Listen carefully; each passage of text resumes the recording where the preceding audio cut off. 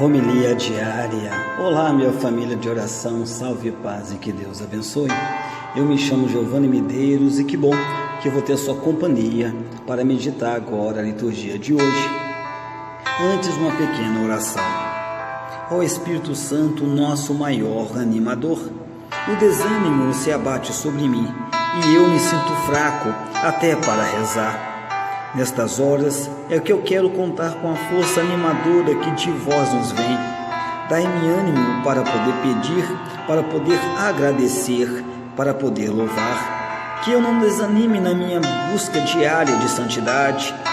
Animador da Santa Igreja, vinde até mim com vosso fogo abrasador e infundi em meu coração a coragem para poder orar e cumprir com os meus deveres de cristão. Vinde, Espírito animador. Vinde, Espírito animador. Está em Mateus capítulo 14, versículo 27. Tende ânimo, sou eu, não tem mais. Quinto domingo da Páscoa. A liturgia desse quinto domingo da Páscoa convida-nos a refletir sobre a nossa união a Cristo e diz-nos que só unidos a Cristo temos acesso à vida verdadeira. O Evangelho apresenta Jesus como a verdadeira videira que dá os frutos bons que Deus espera. Convida os discípulos a permanecer unidos a Cristo, pois é dele que eles recebem a vida plena. Se permanecerem em Cristo, os discípulos serão verdadeiros testemunhas no meio dos homens da vida e do amor de Deus. A primeira leitura diz-nos que o cristão é membro de um corpo, o corpo de Cristo. A sua vocação é seguir Cristo integrado numa família de irmãos que partilha a mesma fé, percorrendo em conjunto o caminho do amor. É no diálogo e na partilha com os irmãos que a nossa fé nasce, cresce e amadurece. E é na comunidade, unida por laços de amor e de fraternidade, que a nossa vocação se realiza plenamente. A segunda leitura define o ser cristão como acreditar em Jesus e amando-nos uns aos outros como Ele nos amou. São esses os frutos que Deus espera de todos aqueles que estão unidos a Cristo, a verdadeira videira.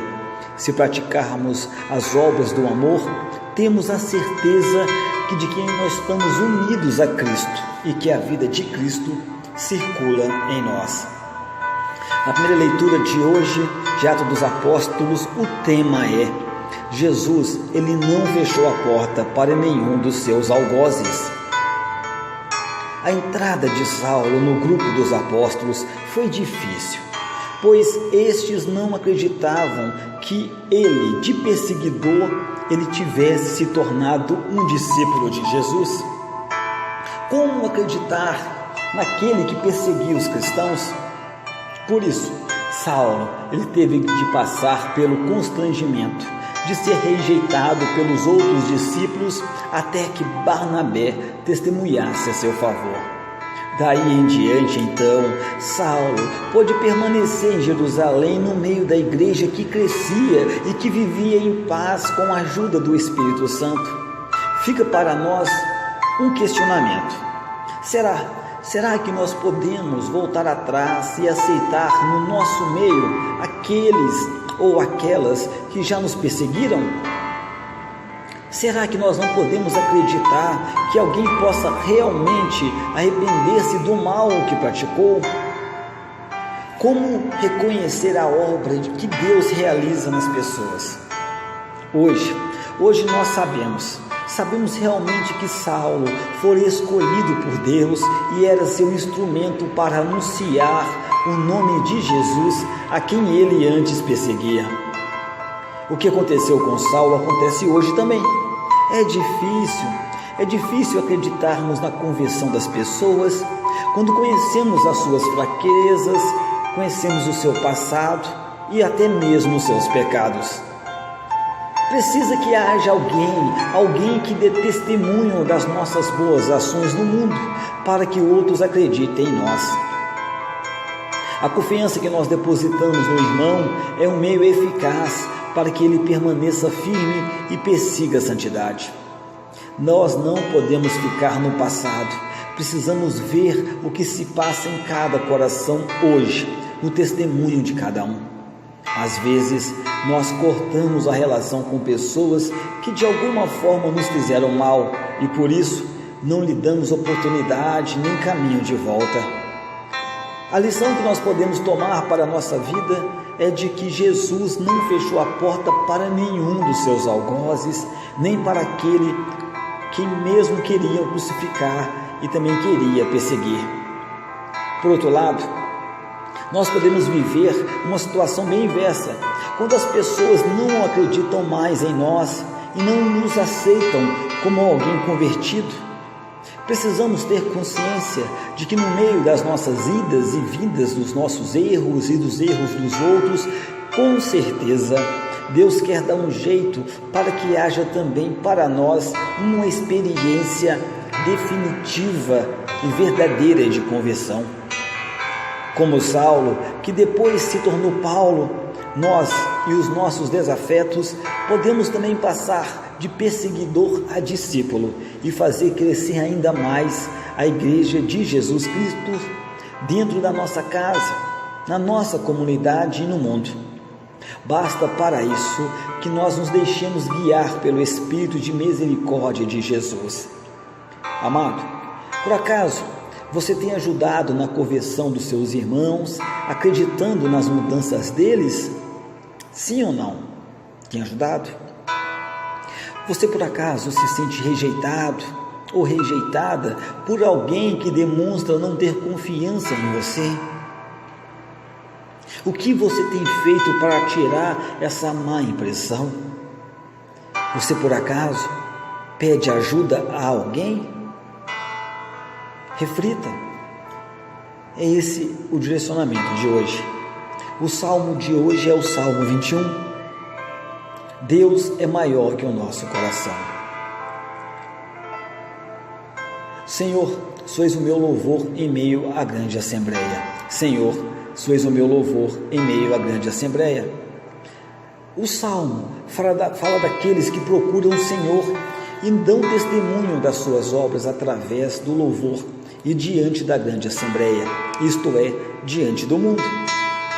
As obras dos justos são como louvores a Deus e permanecem de geração a geração. Nós não podemos calar os nossos lábios, a nossa voz precisa ser ouvida e a ação de Deus em nós precisa ser conhecida por toda a terra.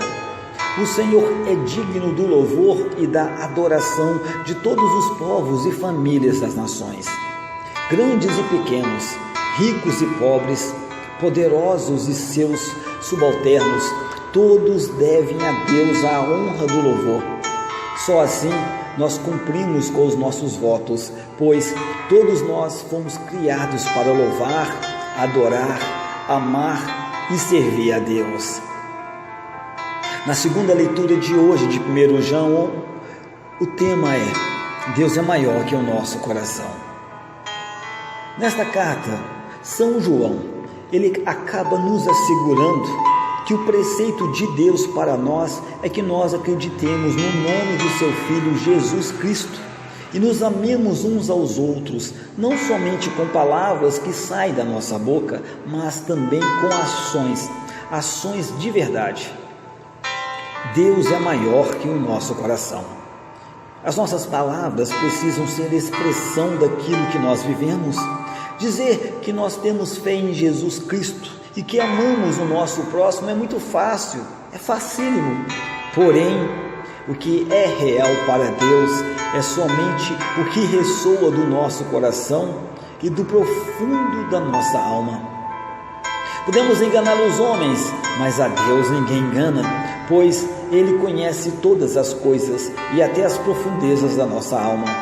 É indispensável, portanto, que examinemos as nossas ações desde os nossos pensamentos, passando pelos sentimentos, para que nós possamos perceber as nossas reais intenções. Guardamos os mandamentos do Senhor quando fazemos de coração e com a totalidade do nosso ser. Aí podemos dizer que Deus permanece conosco e o Espírito Santo age em nós e através de nós com poder. O amor que é concretizado explicitamente nos nossos atos deve ser motivado pelo amor de Deus que há em nós. Do contrário, será apenas um esboço imperfeito ou apenas algo para nos autopromover. Irmão e irmã, o seu coração acusa por alguma coisa? Sim ou não? Você aí tem consciência tranquila em relação ao amor que você dispensa ao próximo? Por acaso você ama por interesse, por conveniência, ou porque Deus o ama, ou porque Deus a ama? Reflita. O evangelho de hoje, de João, o tema é: Jesus é a árvore e nós somos os seus ramos. Com esta parábola, Jesus, ele nos exorta, ele abre os nossos olhos para que nós tenhamos o conhecimento de que o objetivo do Pai é que nós produzamos frutos bons, e isto só poderá acontecer se estivermos unidos a Ele. O Pai é o agricultor, Jesus é a árvore e nós somos os seus ramos. Os ramos ligados à árvore recebem dela a seiva que os alimentam e os fazem dar flores e fazem dar frutos. Quando os ramos caem da árvore, eles morrem. Isso mesmo, quando os ramos caem da árvore, eles morrem. E os ramos que estão secos, estão feios, desarrumados, são podados para que cresçam mais e mais bonitos. Se estivermos unidos a Jesus, seguindo a sua palavra, seremos seus discípulos e daremos os frutos de paz, de concórdia, de fraternidade e principalmente da caridade, que é o que mais precisamos na nossa vida diária, comunitária e familiar. Se nos afastarmos dele e não nos alimentarmos dos seus ensinamentos, deixaremos de oferecer frutos bons e seremos como ramos secos, ramos tristes, angustiados, angustiadas, temerosos, temerosas, e não teremos nem paz e nem sequer alegria. Assim sendo, o Pai, que é o agricultor, fará de tudo para que permanecemos juntos à árvore. Há unidade, um plano só. O Pai, Ele cuida de tudo, de tudinho. Ele sabe o tempo, Ele sabe a hora certa. Jesus é aquele que nos sustenta, que nos alimenta e nos dá aquela seiva, a seiva do amor do Pai. Permanecer em Deus é permanecer no amor aos irmãos em comunhão com o Espírito Santo. Tudo o que fizermos uns aos outros, estaremos fazendo a nós mesmos, a nós mesmas. A palavra é quem nos orienta. Assim sendo, compete a nós permanecer firmes na palavra de Deus, acolhendo o seu amor, assim como também as suas correções que o amor faz em nós. Você é o ramo que permanece na árvore, ou você se sente arrancada, solta, sozinha? A palavra de Deus tem orientado a sua vida, sim ou não? Para você tem sido difícil vivê-la? Você acha que tem permanecido em Jesus e Ele em você? Oh, glória!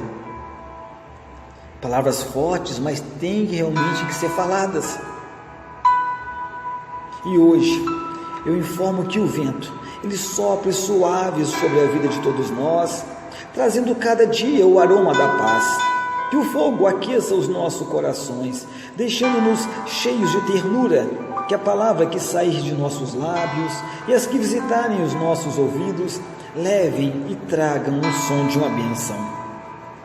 Que os próximos dias, sejam eles ensolarados ou nubrados, permitam a passagem dos raios da luz divina em nossa vida, e que nós, iluminados e aquecidos pelo sol da justiça, sigamos por caminhos de retidão.